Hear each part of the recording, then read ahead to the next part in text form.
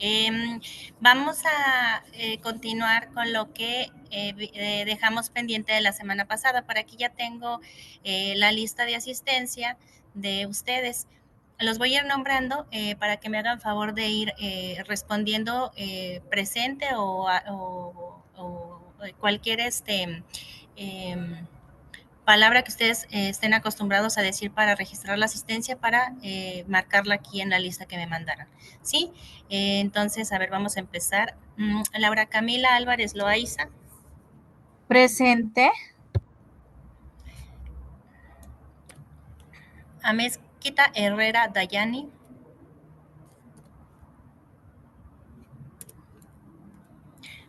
Arias Franco Rodrigo.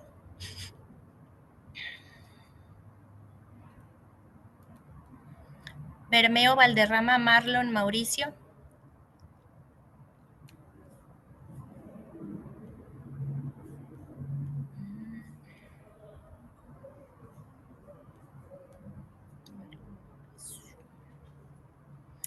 Caicedo Montaño Fanny. Presente, maestra. Ok. Caicedo Montaño Jorge Eliezer. Presente, maestra.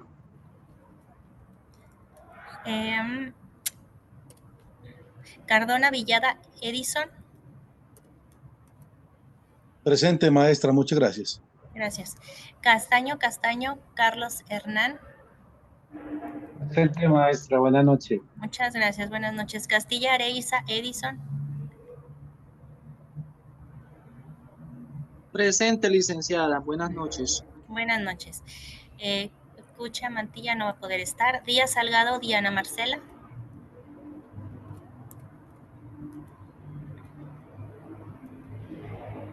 Sarmiento Benítez Dana Camila.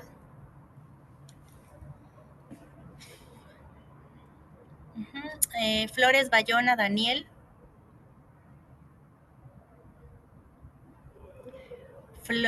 Forero Silva Paula Andrea. Presente, maestra. Jiménez Ocampo Julieta. Presente, maestra, muy buenas noches. Buenas noches, gracias. Brian Mosquera Alex Amir Manza.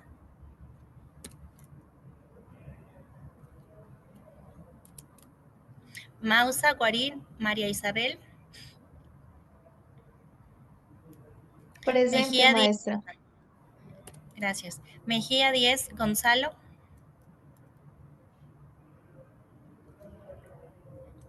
Meneses Elvio Tulio.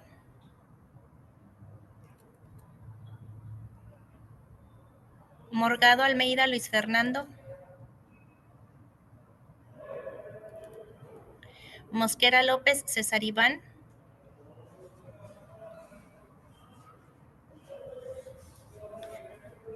Ramos Pancho Jenny Claudia. Rentería Ordóñez Laura Catalina. Buenas noches, licenciada, presente. Gracias, buenas noches. Rodríguez Berrio Carlos Alonso. Buenas noches, maestra, presente. Buenas noches. Saavedra Almario o Almarío Ángela María.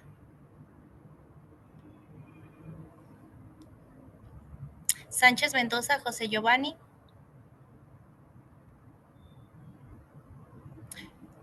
Silva Barragán Ana María. Buenas noches, maestra, presente. Buenas noches. Hernández John Alejandro.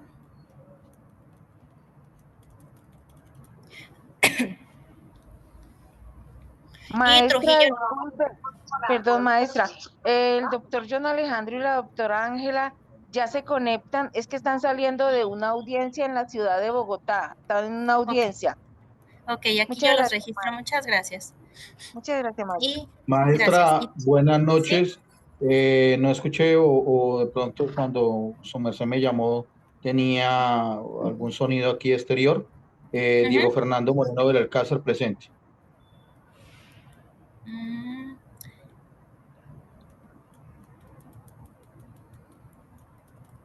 ¿Me repites tu apellido, por favor? Moreno Belalcázar ya. Diego Fernando. Maestra, buenas noches, qué pena. ¿Sí?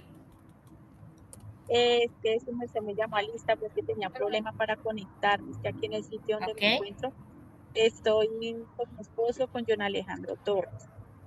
Sí, ya los registré Mi y nombre es también a Diego. Ángela Isabel. Sí, ya. Vale, muchas gracias, maestra. Gracias. Y a Moreno Belalcázar también. Sí, y por último, Trujillo Lozada Gustavo Hernando. Buenas noches, maestra presente, Gustavo Hernando. Buenas noches, muchas gracias. Pues ya si alguien va llegando, pues que me diga y por aquí lo registro. Vamos a continuar. Sí, Entró Daniel Flores, que estaba buscando el link. ok, perfecto. Y aquí la Flores Bayona. Muy bien. Licenciada, Gracias, buenas noches. muy amable. Acabo de ingresar, José Giovanni Sánchez, ¿Sí? licenciada. José Giovanni Sánchez Mendoza. Muy bien. Ok, Giovanni. Listo.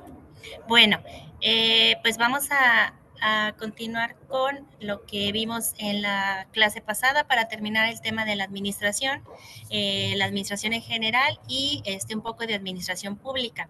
Y posteriormente vamos a ver algo de algunas definiciones como generales de derecho y de derecho administrativo ya en particular. Entonces vamos a compartir la pantalla, ¿sí? Me dicen igual si no se ve o si tienen problemas, si no me escuchan bien o algo, porque pues tengo unos audífonos, entonces a lo mejor igual no se escucha tanto, pero si me dicen que no se escucha, pues ya me pongo me hablo más fuerte, ¿sí? Ya la compartí, ¿sí? Sí, maestra Daniela, estamos viendo. Perfecto. Estamos viéndola. Nos quedamos en esta parte de la administración pública. Recuerdan que en la clase pasada estuvimos viendo lo que era la administración en general y ahorita algunos elementos o algunos fases o etapas de lo que era la administración, algunos más desglosados que vimos en el cuadro grande y pues ya de manera más resumida pues los 4 elementos de la administración más importantes y había otros como ya lo habíamos visto.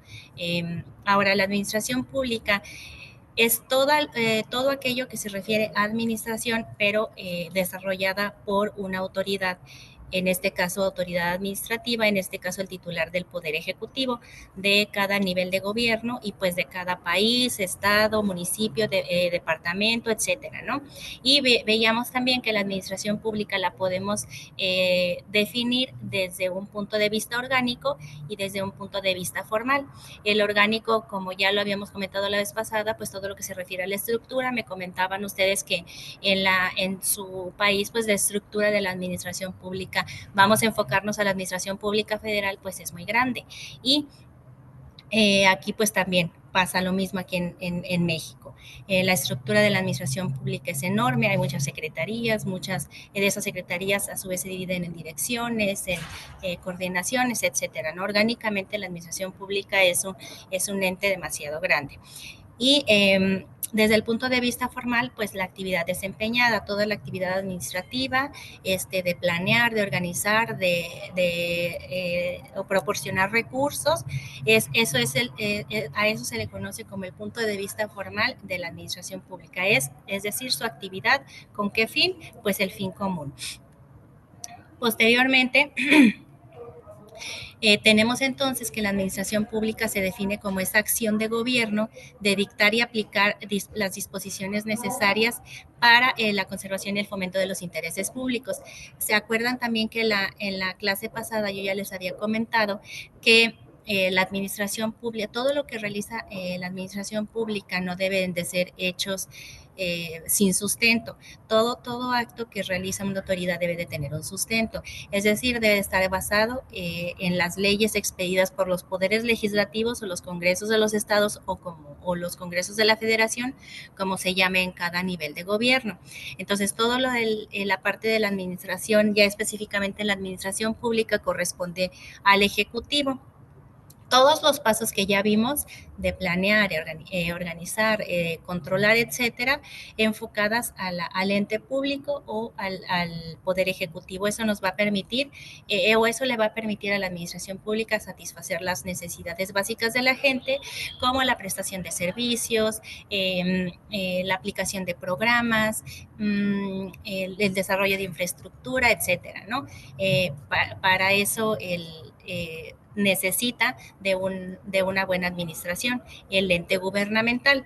Ahora, ya enfocándonos ya específicamente a la administración pública, vamos a tener que se compone de 4 elementos esenciales.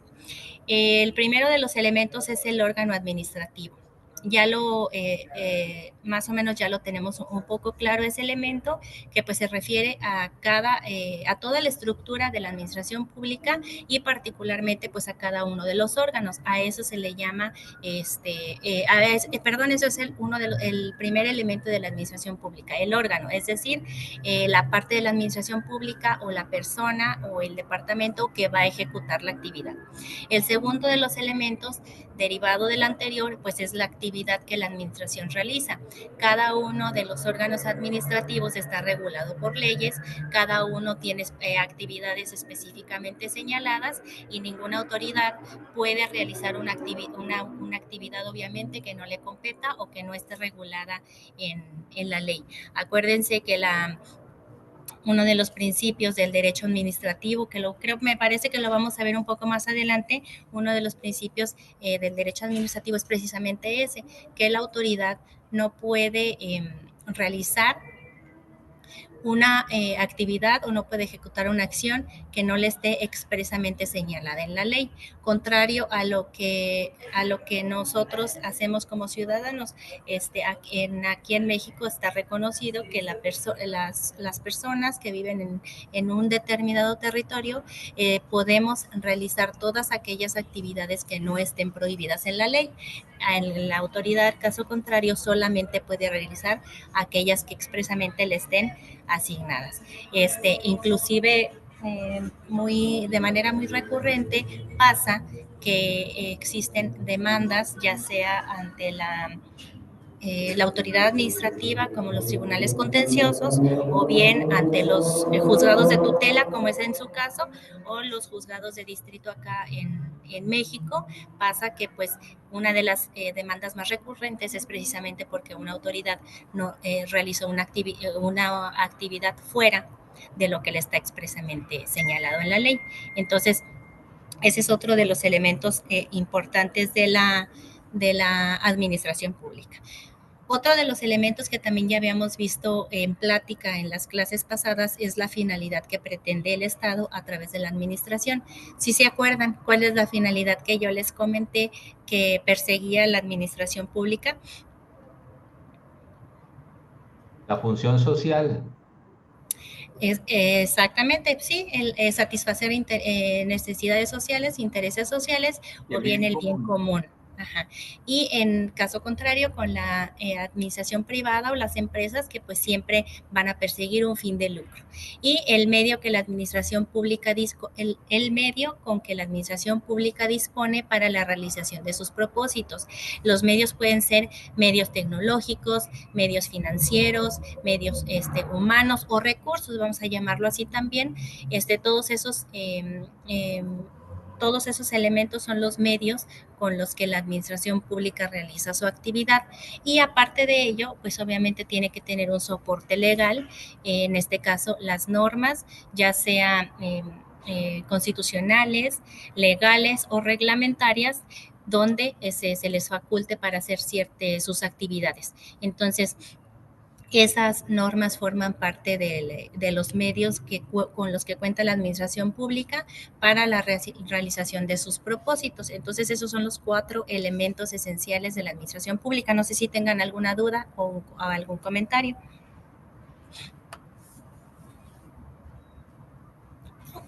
Ok, bueno, vamos a continuar. Vamos a ver entonces cuál es el límite de la administración. Claro que todos... Profe, buenas noches. A sus órdenes, sí. Profe, muy buenas noches, me presento. Lo que pasa es que acabo de llegar del trabajo. Mi nombre es Elvio Tulio Meneses. A ver, Y para pedirle un favor, ¿me puede regresar a la diapositiva anterior? Sí. Muchísimas gracias. Maestra, ¿me repite los 4 elementos, por favor? Sí, claro, los 4 elementos de la administración pública son el órgano administrativo, la actividad que la administración realiza, la finalidad que pretende el Estado y los medios con los que cuenta la administración pública o el Estado para realizar sus propósitos o los Maestra, recursos.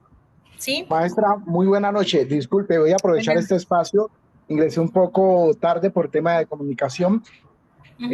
Soy Amir Mansa Bryan, para validar mi asistencia, y le iba a hacer la misma pregunta que hizo el compañero, pero ya está ahí la diapositiva. Le agradezco mucho. Perfecto. A ver, Brian Mosquera. ¿Brian Mosquera? Brian Mosquera, Sí, Alexamir Mansas. Sí, señora. Ok, bueno, perfecto. Muchas gracias. Aquí ya los registré. Sí. Bueno, entonces esos son los 4 elementos de la administración pública, los más importantes, y bueno, pues todos son fundamentales, ¿no? Esto es esta primera sesión, la que sigue es un poco de cultura general o de conceptos generales, y ya vamos a ir viendo más adelante pues ya autoridades pues ya más específicas, ¿no? Un poco de derecho comparado entre autoridades, ¿no? Leyes, etcétera. Esto ahorita son puros conceptos, esta y la siguiente unidad. Sí, entonces vamos a continuar. Entonces podemos entender que la administración tiene límites, ¿no? Como ya les indiqué o ya les platiqué en la diapositiva pasada, pues la administración pública no tiene más límites que hacer, que realizar las actividades que expresamente le son facultadas. No se puede meter en actividades ni entre niveles de gobierno ni entre órganos administrativos. Por ejemplo, una Secretaría de Seguridad no puede hacer funciones de una Secretaría de Finanzas, por ejemplo, o la Secretaría de Educación federal no puede hacer actividades o funciones que le corresponden a lo mejor exclusivamente a la Secretaría de Educación de los gobiernos o de los departamentos en el caso de ustedes. Aquí en México, ahorita puse yo misma ese ejemplo, pero aquí en México la educación es una actividad concurrente, es decir, hay algunas funciones que se llevan de manera igual o que las realizan entre los 3 niveles de gobierno, pero sin embargo sigue habiendo facultades exclusivas para la de gobierno federal, por ejemplo, la Secretaría de Educación, y para la de gobierno del Estado. Educación, salud, seguridad, son algunas de las actividades concurrentes. No sé si alguno de ustedes me pueda mencionar alguna de Colombia, que sean actividades concurrentes, es decir, que sean como para los mismos fines y que tengan actividades similares entre los 3 niveles de gobierno. Yo me imagino que se deben de repetir esos: educación, salud, seguridad. Ahorita no recuerdo alguna otra de pronto, pero esas son actividades concurrentes. Sin embargo, como les digo, cada uno de los órganos o de los niveles de gobierno pues tiene sus límites administrativos. Entonces, pues la administración pública no tiene más límite que ese que les estoy mencionando. Ese que les estoy mencionando. No sé si esta parte quedó clara.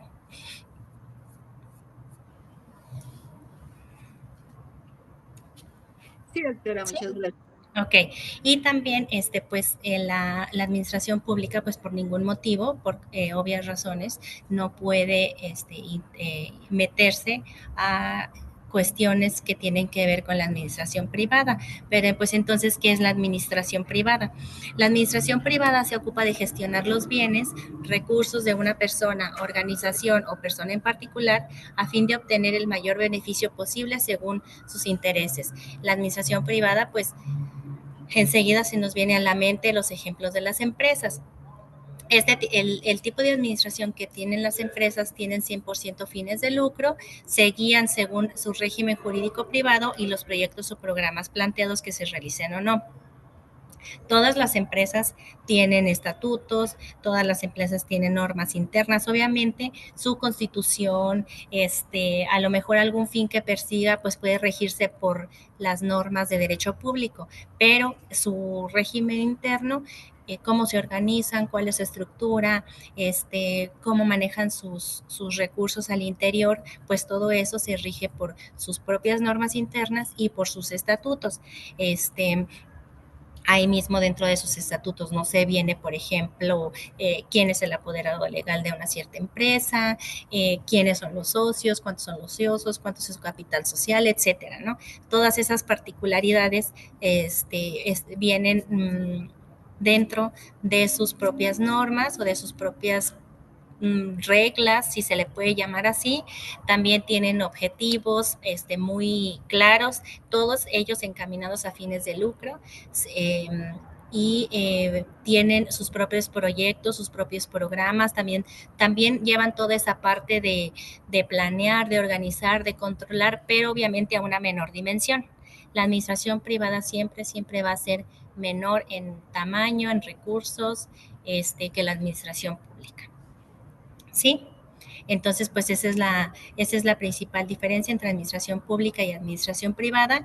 Y como características de la administración privada o de las empresas, vamos a llamarlo así, pues atiende la dirección de una empresa, la administración de alguna institución, de alguna organización que no sea gubernamental.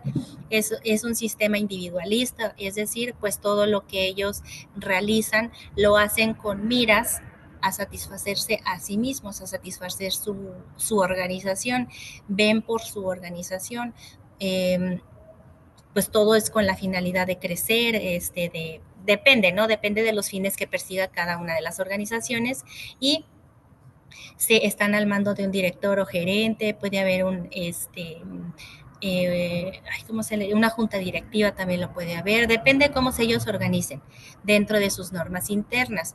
Su régimen jurídico está basado en los principios de derecho privado, acuérdense pues cómo se constituyen, quién la va a representar ya frente al vamos a decir, quién la va a representar, cómo se organizan, las reglas que deben de seguir para organizarse como empresa, deben de estar obviamente regidas por principios de derecho privado. Esas son las únicas partes en las que inciden normas estatales o normas creadas por el Estado, ¿no? Y otra de sus características es que obtiene ingresos, beneficios y ganancias, ¿sí? No sé si alguien tenga algún comentario respecto a esto. Sí, maestra, yo, Carlos Alonso. Una inquietud. Usted dice que la administración pública en México no se puede meter en la administración privada. No. Resulta que aquí en Colombia la salud es pública. Me imagino que en México Así también. Resulta que la salud, en teoría, bueno, en teoría no, en la práctica, quien la maneja son unas empresas privadas que se llaman EPS, empresas prestadoras de salud. Sin embargo, el Estado las interviene cuando, dice el Estado, no han cumplido con esa función. Entonces, mi pregunta es, si una empresa privada que está al servicio o le presta un servicio al Estado mexicano, no cumple con su función, el Estado no la interviene. Es que hay que ver, a lo mejor, no sé cuál es el enfoque de tu pregunta. No sé si te refieras a que el Estado delegue.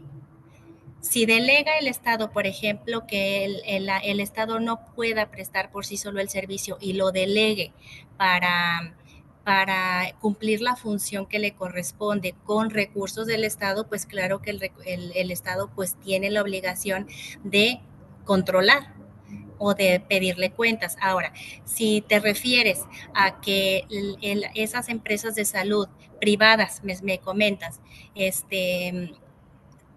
tengan, vamos a decir, como revisiones o auditorías de autoridades públicas, aquí también las hay. Por ejemplo, si las empresas privadas o las instituciones privadas de salud, pues tienen que cumplir con normas, ¿no? Normas generales tanto de los materiales que van a usar, de cómo debe de estar construido el hospital, qué requerimientos debe de tener. Aquí se le llama normas oficiales mexicanas, no sé a qué te refieras expresamente. También aquí en México existe la posibilidad de que el Estado delegue la prestación de un servicio público a una empresa privada porque el Estado cuenta con la incapacidad para hacerlo por sí solo. No sé si a eso es a lo que te refieres. Más o menos, maestra. Lo que sucede es que aquí aquí cada rato pasa. Pero aquí en Colombia pasó con una empresa muy grande, una EPS, se llamaba Salucop, y el Estado en su momento la intervino porque la plata que le giraba el Estado, porque como le digo, ellos son los que la administran, ellos, según el Estado, la había invertido en cosas que no tenían que ver con salud. Entonces, que compraron, le voy a poner un ejemplo, un club social.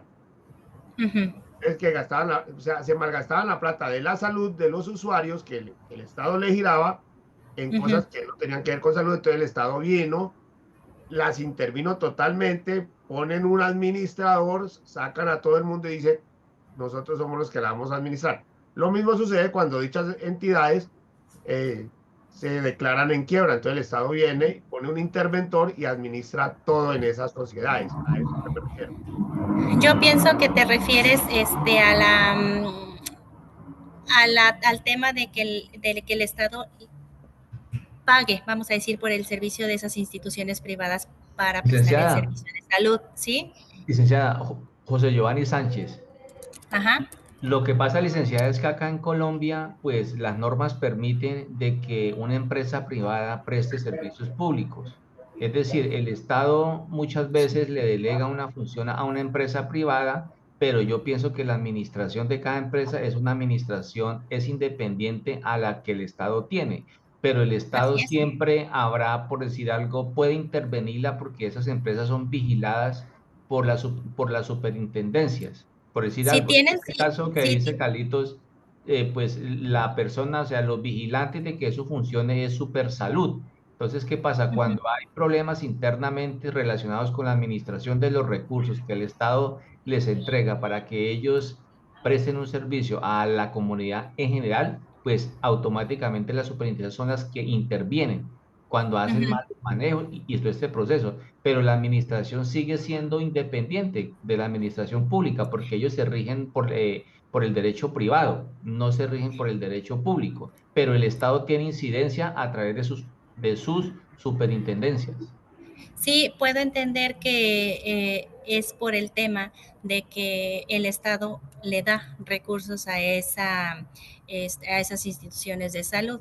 Entonces, quiero pensar que su derecho que rige la prestación de ese tipo de servicios les permite hacer ese tipo de intervenciones. Aquí en México, el Estado puede delegar o puede encargar la prestación de un servicio público, por ejemplo, en el municipio el servicio de recolección de basura lo puede delegar a una empresa privada, pero si la empresa privada no lo cumple o no lo hace en la forma como lo conveniaron,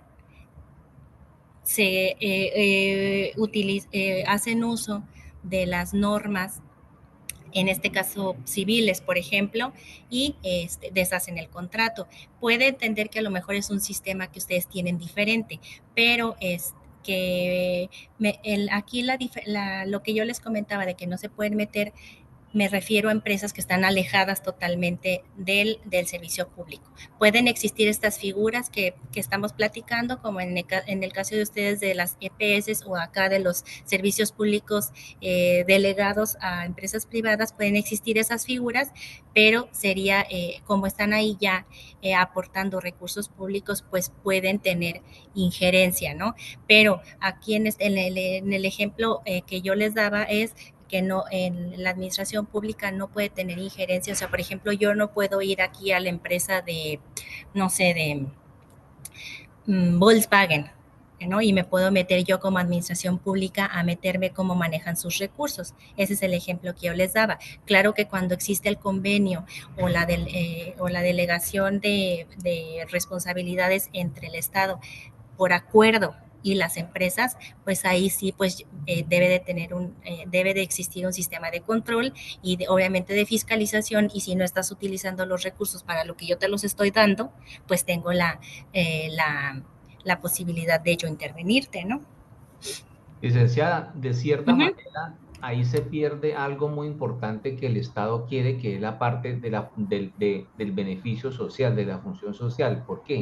Porque cuando él hace un convenio con una EPS acá en Colombia, el Estado, pues la EPS ellos pretenden generar recursos agregados, o sea, ellos tienen un fin lucrativo, y una de las peleas que tenemos en este momento precisamente es por eso, porque el gobierno nacional quiere es que la salud en Colombia, que los dineros se les entreguen directamente a los hospitales y clínicas, más no haya un intermediario. Es que acá en Colombia las EPS son intermediarias y ellas se quedan con el dinero.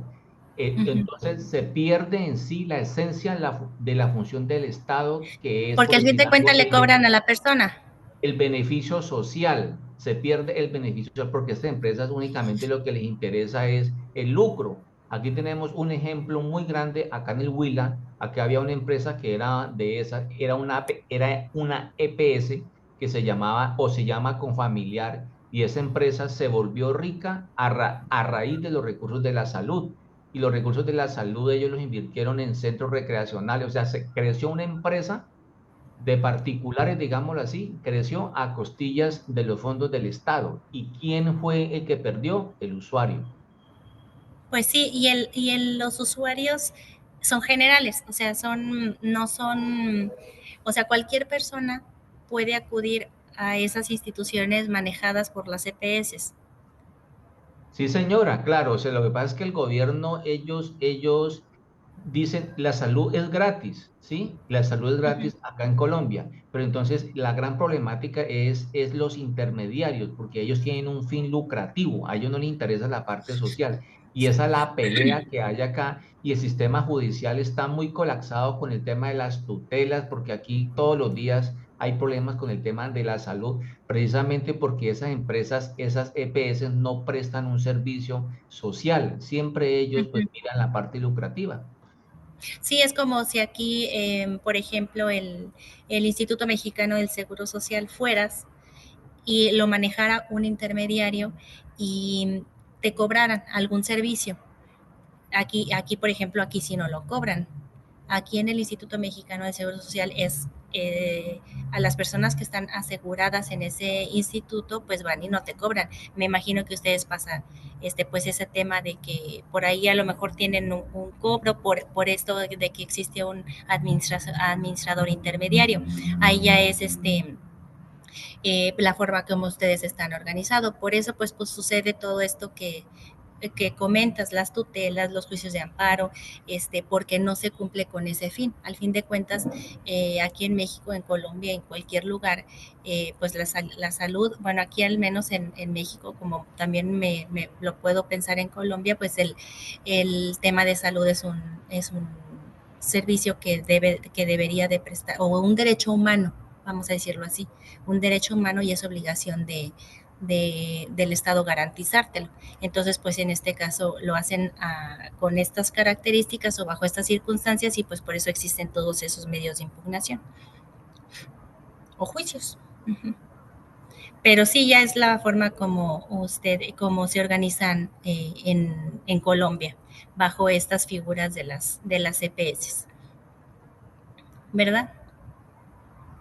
Maestra, buena noche. Sí, ese proceso que hay en salud prácticamente lo hay en muchas áreas en el proceso de contratación, siendo que el Estado muchas de las cosas las ha tercerizado. Y no es tema de ahora, eso viene de hace muchísimos años, quizá unos 20 años, donde el gobierno ha decidido ir como saliendo de la administración propia y entregársela a terceros para para que hagan su administración. De ahí que se ha empezado a ver mucha corrupción en muchos procesos, y bien lo decía ahora el compañero en el tema de las GPS. Nosotros tenemos dos figuras en ese caso, pues que son como las más palpables, dos figuras que son como muy externas, pero hay muchísimas más que están internas. Entonces está la EPS y está la IPS.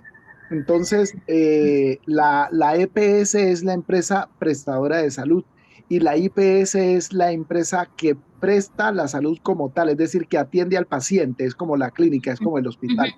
Entonces, ese desfalco se ha presentado porque casi todo llega hasta la EPS y no llega finalmente a la IPS. La EPS es la que administra el recurso y la IPS quien atiende al paciente. Detrás y por ejemplo, lo que mi pregunta es, ¿qué soporte o qué sustento legal tienen para crear esas empresas promotoras de salud?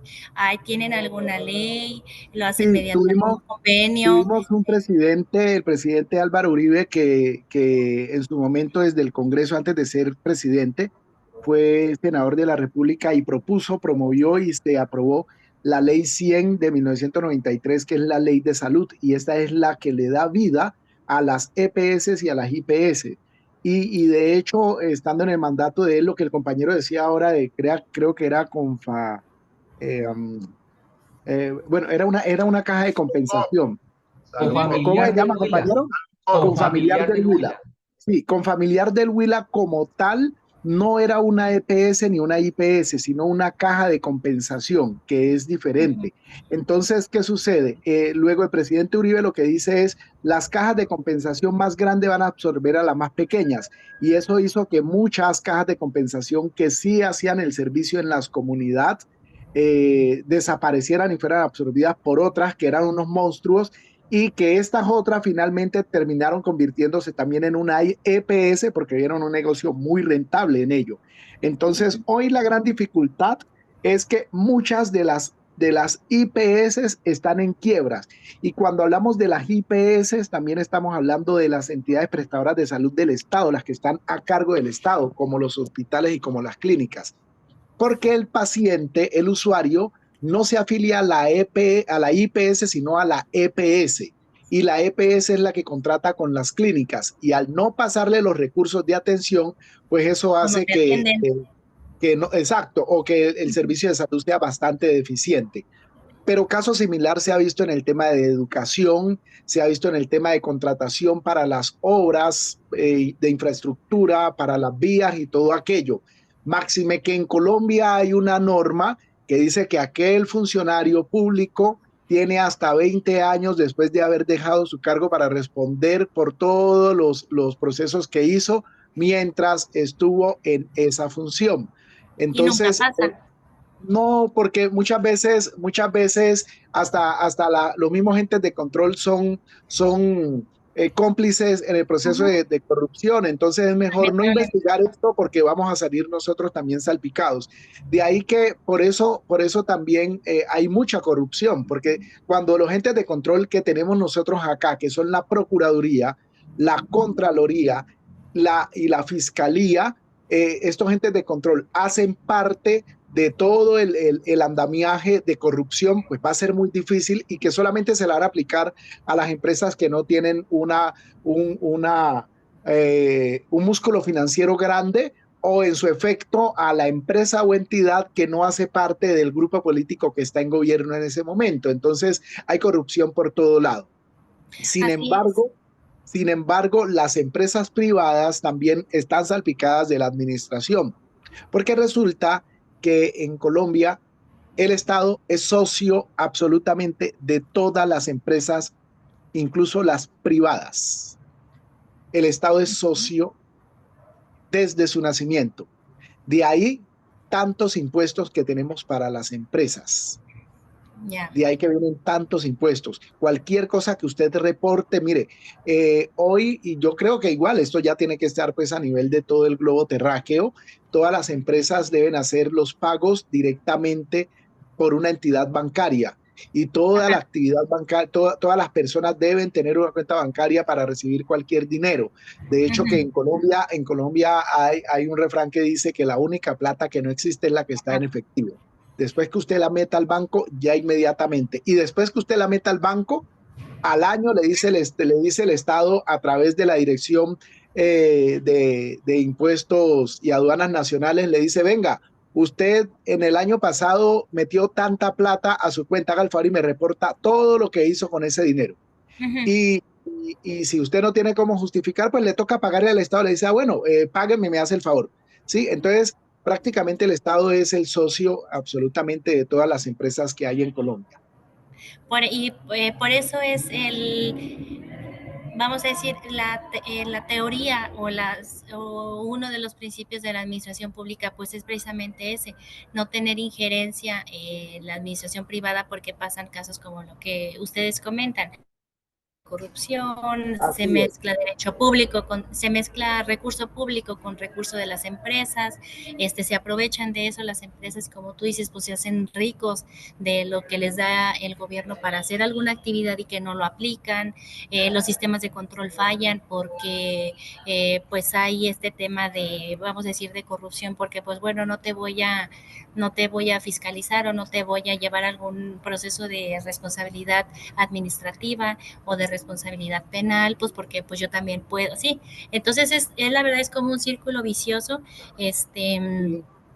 que pasa en muchos países. Algunos más marcados, como el caso de los casos que ustedes platican aquí específicamente. Hay algunos casos, a lo mejor algunos países donde todavía no está muy marcado.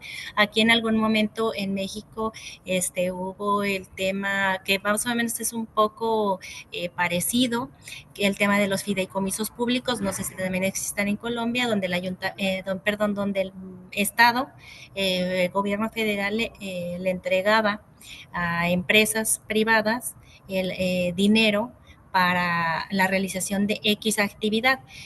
Hay algunos fideicomisos públicos que sí hacían la actividad para que les fueron destinados esos recursos. Hay algunos que los hacían de manera deficiente, hay algunos que no lo hacían, había algunos incluso que estaban, vamos a decir, inventados, ¿no?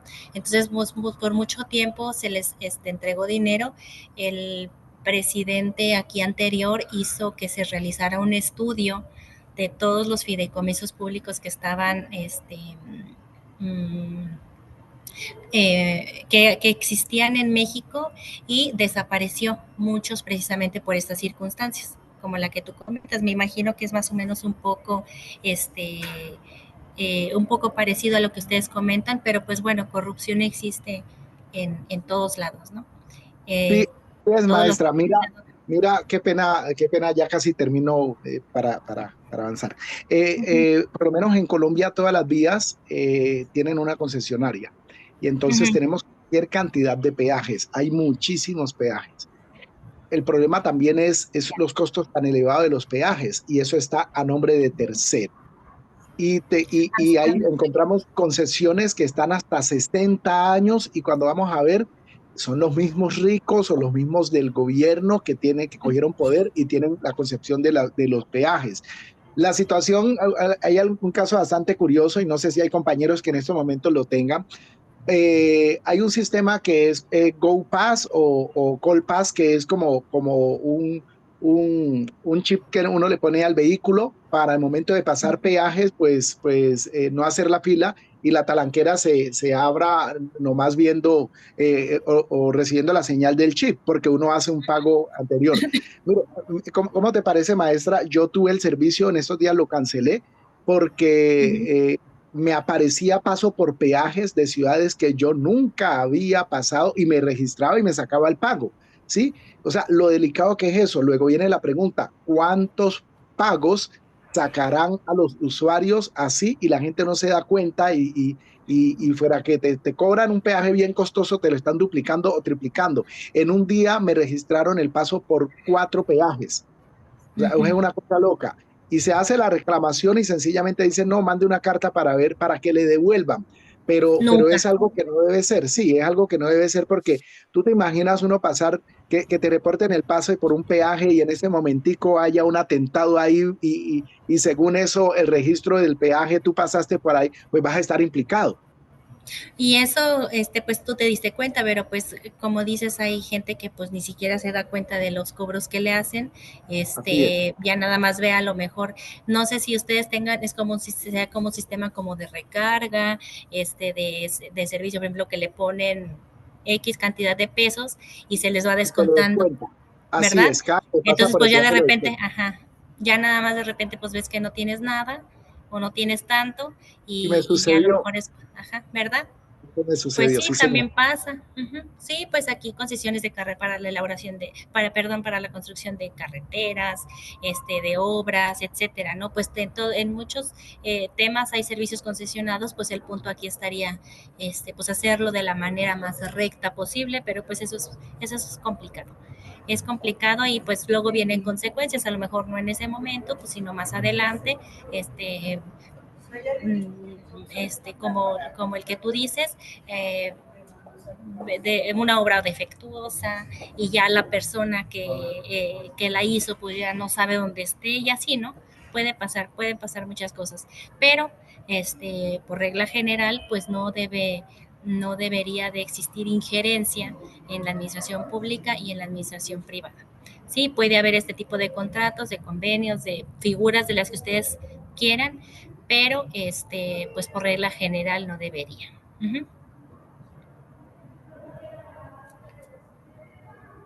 Bueno, pues muchas gracias por sus intervenciones. Vamos a continuar así súper rapidísimo esta tabla. Como ya un poco resumida, en la administración general diferencia con la administración pública, pues la administración general es el género, la administración pública constituye la especie. La administración general tiene un rango de aplicación en cualquier tipo de organización, la administración pública solamente en la función administrativa del Estado. Como ya vimos, la administración en general o la administración privada tiene una estructura muy pequeña o en comparación, con la administración pública, que es un sistema enorme, muchísimo más complejo en cuanto a su organización. El personal que tiene a su mando una administración privada es menor que la administración pública. Hay miles y miles de personas trabajando en la administración pública. En las presiones de grupo, aquí eso es algo como muy importante, las presiones de grupos sociales en la administración pública, en la administración privada, en alguna empresa, por ejemplo, es casi nula o prácticamente nula, casi nula, vamos a decirlo, porque a lo mejor hay personas que pueden acudir a lo mejor a ejercer alguna presión de un cierto tipo.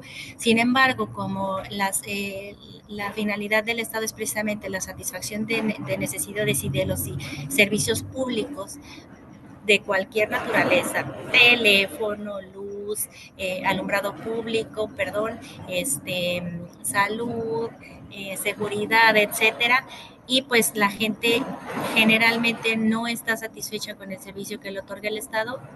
Las presiones de los grupos sociales es muchísimo mayor. Es algo visto diario en las presiones de grupos sociales en los 3 niveles de gobierno, pues ustedes yo creo que también lo han visto en su país.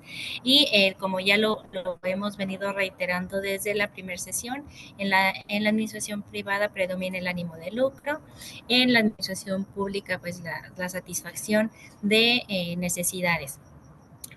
El sistema legal de las empresas es más flexible, pues porque ellos se organizan conforme a sus normas. La rigidez legal en la administración pública es mayor.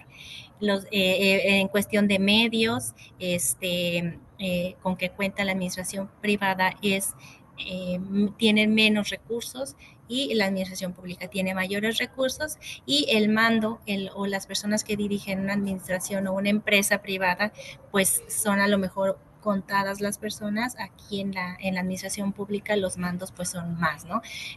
Hay pues desde los titulares de la administración pública, y de ahí pues hay una gran cantidad, un gran andamiaje de mandos que pues tienen a su cargo diversas actividades, ¿no? Esas son las diferencias entre la administración en general y la administración pública, que pueden estar resumidas un poco aquí, y que pues viene, es un poco de resumen de lo que ya vimos en toda esta presentación. No sé si hasta aquí tienen alguna duda. Hasta aquí terminamos el tema de de administración y de administración pública, algunos conceptos generales, y ahorita vamos a continuar con el tema de derecho y derecho administrativo.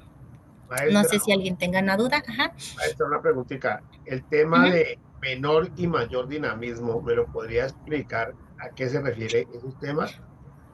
Sí, me lo brinqué, pues básicamente las actividades que realizan en la administración privada es generalmente las mismas de acuerdo a los fines y proyectos que ellos se trazan. Al tener una estructura menor, pues las actividades que planean, cómo se organizan y los recursos que le destinan son menos, a lo mejor no hay tantos cambios como existe en la administración pública. En la administración pública, al tener una gran estructura, un gran número de actividades a realizar, las actividades que planea puede que no salgan como se deben, cambian los planes, cambia a lo mejor la estructura, cambian a lo mejor la forma como se van a organizar al interior, si determinan o destinan cierto número de personas para realizar una actividad, puede ser que no les salga como proyectaron, como planearon,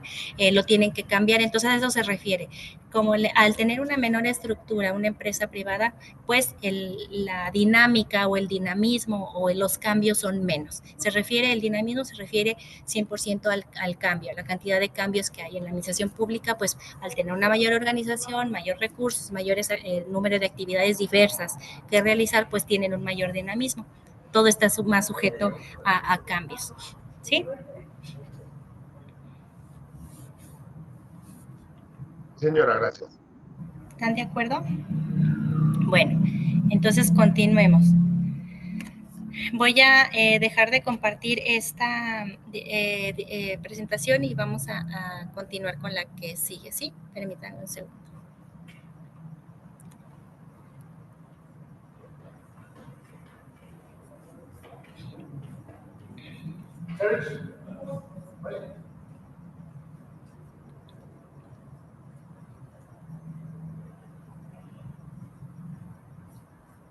Ahora sí. Vamos a continuar. Aquí en esta parte de la unidad, de acuerdo al programa al programa que ya está establecido, pues el objetivo de esta unidad es identificar el concepto, esencia, características, fuentes, principios y ubicación del derecho administrativo, así como su relación con otras ramas de la ciencia jurídica. ¿Sí?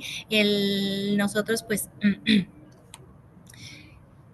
tenemos una visión, vamos a decir, del derecho en general.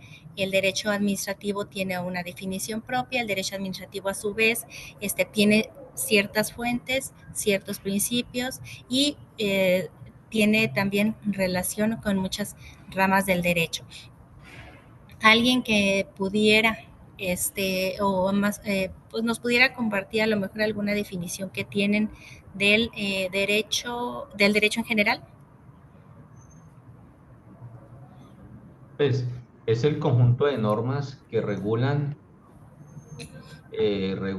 pues, en el caso de la administración, pues que regulan la función pública, ¿no? Es el conjunto de normas que existen que regulan la administración pública. Por eso se llama, se hace referencia al derecho administrativo, ¿no?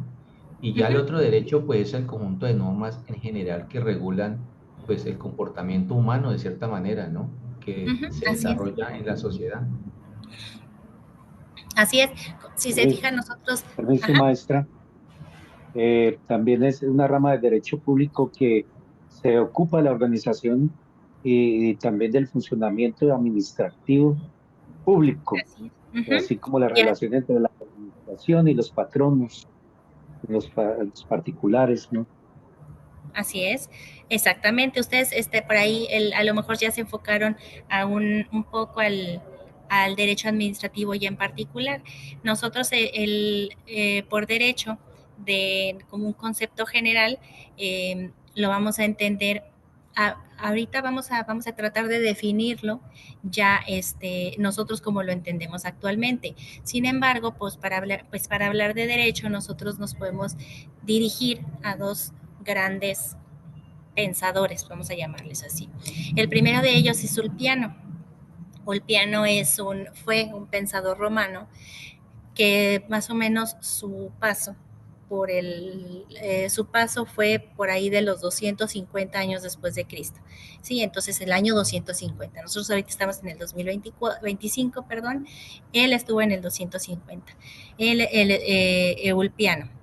Y Kelsen, por su parte, vivió como alrededor de 1880 hasta 1970 y tantos, es decir, no hace mucho que falleció, ¿no? Su visión ya es diferente, ¿sí?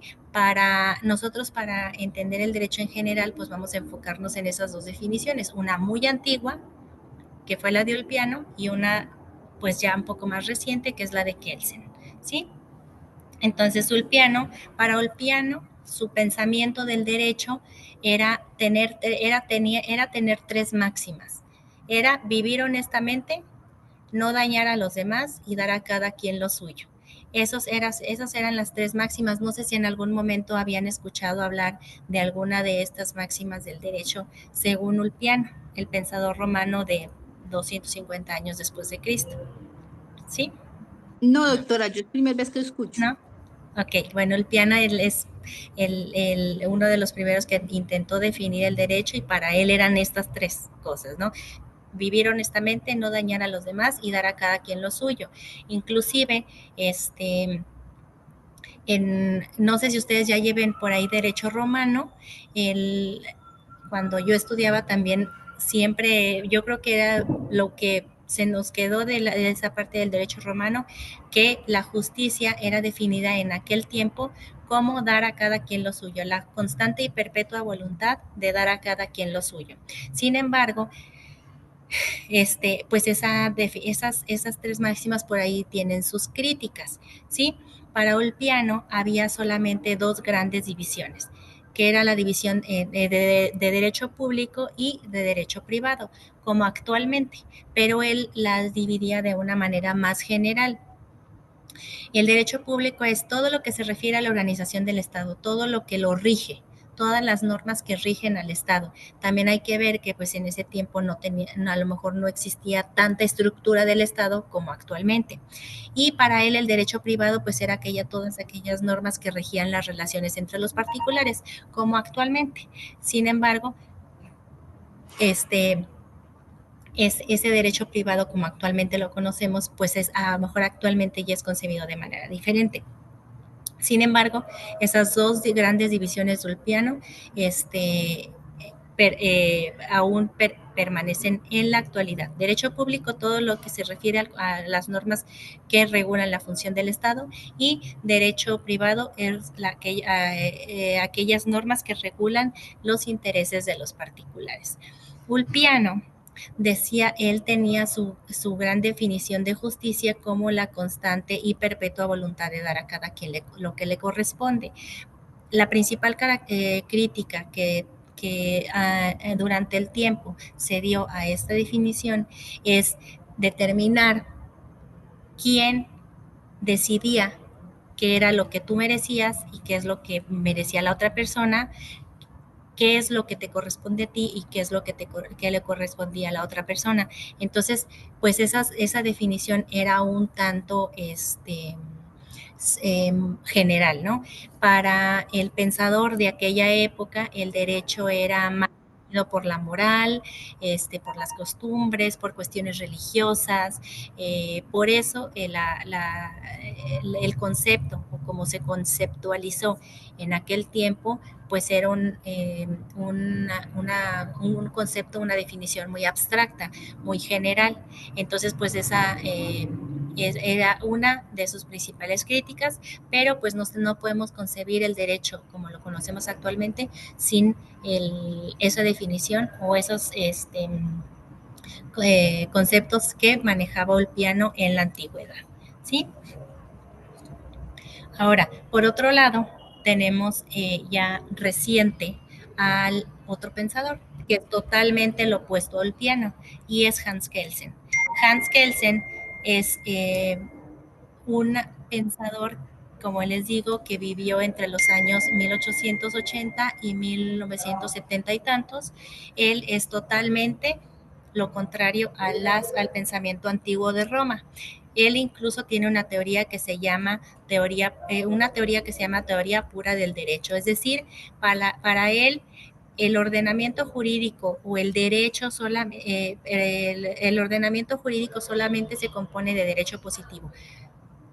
Es decir, que se encuentra plasmado en las normas jurídicas escritas, de manera que si alguna situación no se encuentra prevista en una norma, no es derecho. También es como, no sé si ustedes lo visualizan así, también es como una forma un poco más cuadrada de ver al derecho. El derecho positivo, como lo planteó Hans Kelsen en su teoría pura del derecho, el derecho positivo es aquel derecho o aquellas leyes que se originan por el proceso que conocemos actualmente. ¿Alguno de ustedes tiene la idea de cuál es el proceso legal que sigue la formación de las leyes?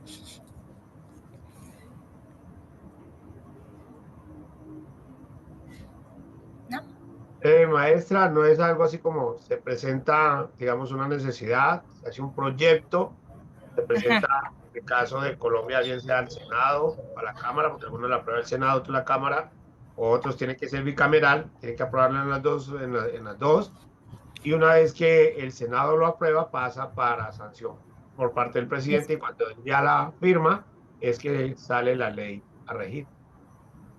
Es exactamente lo mismo. Aquí igual ¿no? Inclusive me parece que hasta tienen los mismos nombres. Aquí el proceso legislativo es iniciativa, discusión, aprobación, sanción y promulgación. Entonces, y publicación. ¿Sí? Entonces, para él no existe otro derecho que no siga ese proceso. Cualquier derecho que salga de ese no existe. Les voy a poner un ejemplo. Para él, por ejemplo, no podría concebirse la interpretación que actualmente se hace. No sé si alguien de ustedes me pudiera decir cómo se llaman en Colombia. Aquí es a través de tesis o jurisprudencia. Para él no existía ese tipo de derecho. Aquí es, inclusive las jurisprudencias se vuelven normas obligatorias o de aplicación obligatoria cuando son jurisprudencias. No sé en Colombia cómo la llamen ustedes.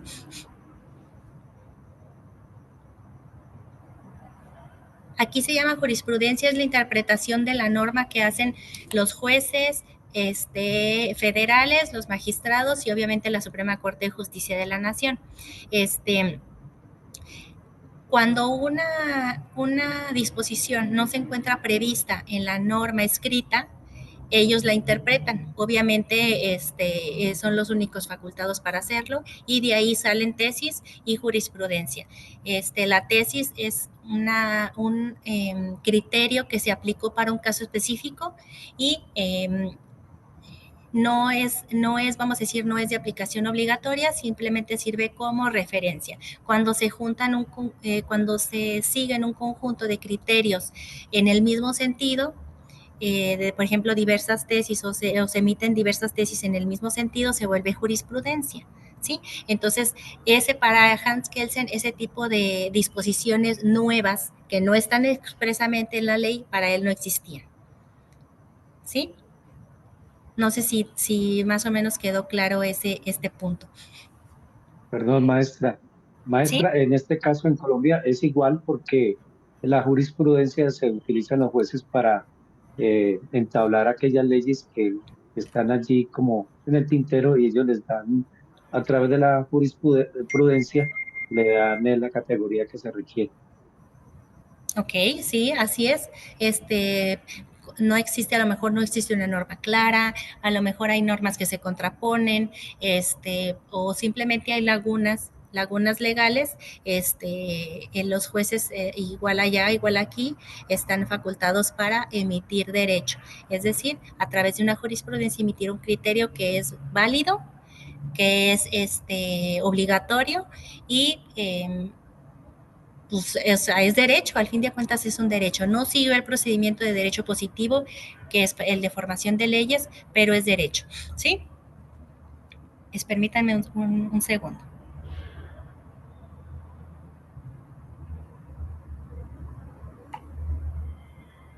Sí, entonces, ay, me perdí un poco. Bueno, entonces ese es derecho positivo. Un ejemplo es, por ejemplo, en la Constitución política, a los municipios es decir, a la división territorial más pequeña del país, no se les permitía, vamos a decir, donar un predio, no se les permitía enajenarlo de cualquier manera, sino fuera por autorización expresa o autorización bajo otro procedimiento de los congresos del Estado. Entonces, hay un criterio jurisprudencial de la Suprema Corte de Justicia de la Nación que determina que esa disposición constitucional viola la autonomía del municipio de decidir sobre sus propios recursos. Es el principio de la autonomía municipal, es un principio que más o menos se dio origen por ahí de, no sé, del 2013, 2015. Entonces, a partir de ese momento, si un municipio enajena bajo cualquier medio, venta, donación, permuta, etcétera, algún predio que es de su propiedad, ya no tiene que pedir la autorización al Congreso del Estado, ¿sí? Entonces, ese es un ejemplo. En mucho tiempo después de que se emitió ese criterio de la Suprema Corte de Justicia de la Nación, mucho tiempo la Constitución duró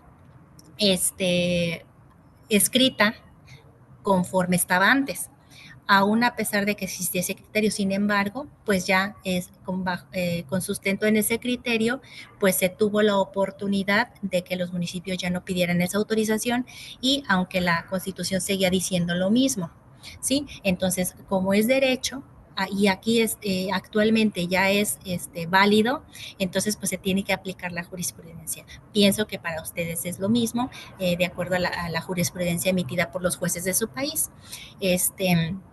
También porque pues para la autorización que se le daba en el ejemplo que les estoy dando a los municipios para donar, por ejemplo, un predio a una asociación que lo necesitara para construir, no sé, una asociación de protección contra las mujeres, por ejemplo, que se dedicara a eso, pues el ayuntamiento a veces tardaba años en que le dieran esa autorización. Entonces, ahora con ese cambio constitucional, que ya lo hicieron, pues ahora ya no se necesita autorización, pero en su momento muchas donaciones, algunas ventas se dieron sin estar en la Constitución, sino con sustento en las jurisprudencias.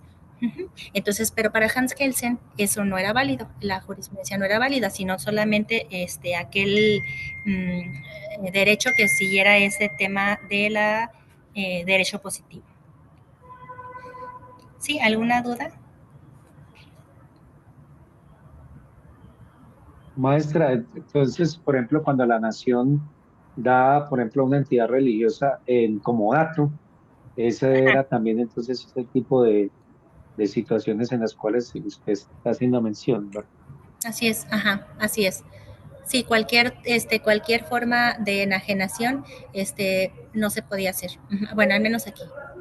No sé si a ustedes allá, pues siga, pues ese tema de autorización, en este caso de las divisiones territoriales. Me acuerdo que ustedes me habían comentado que se llamaban igual municipios, ¿no? Municipios y departamentos. Ajá, y el departamento es como aquí los estados. Entonces los municipios no podían hacerlo, y pues a veces esperaban muchísimos años para que les fueran autorizados. Entonces, bajo esta teoría pura del derecho, ninguna forma de derecho era válida más que la que seguía el procedimiento de derecho positivo. Sí, el que ya comentamos: iniciativa, discusión, aprobación, sanción, promulgación y publicación. ¿Sí? Y a ver. vamos a terminar con esta. Para Hans Kelsen, en su teoría, procura determinar qué es y cómo se forma el derecho sin preguntarse cómo debería ser o cómo debería formarse. Es decir, volvemos a lo mismo. Para él solamente el proceso de formación de leyes será ese, y para él no existía la moral, no existe la moral, no existe la psicología, no existe la sociología, no existe la teología, nada. Simplemente todo hecho tiene una consecuencia, todo hecho debe estar previsto en la ley, toda consecuencia debe estar prevista en la ley y no hay cabida para nada más. ¿Sí?